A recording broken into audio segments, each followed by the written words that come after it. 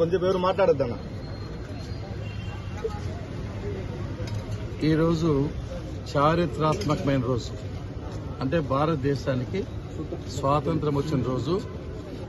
కోట్లాది మంది భారతీయులకు ఒక రకంగా చెప్పాలంటే పండగ పర్వదినం.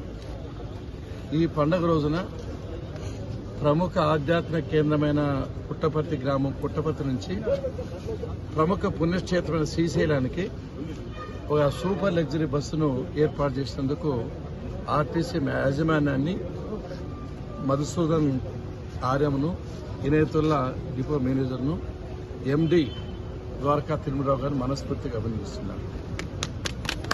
నేను విజ్ఞప్తి చేసిందే దాదాపు వారం రోజుల కింద చెప్పాము బస్సు వేయమని చెప్పి.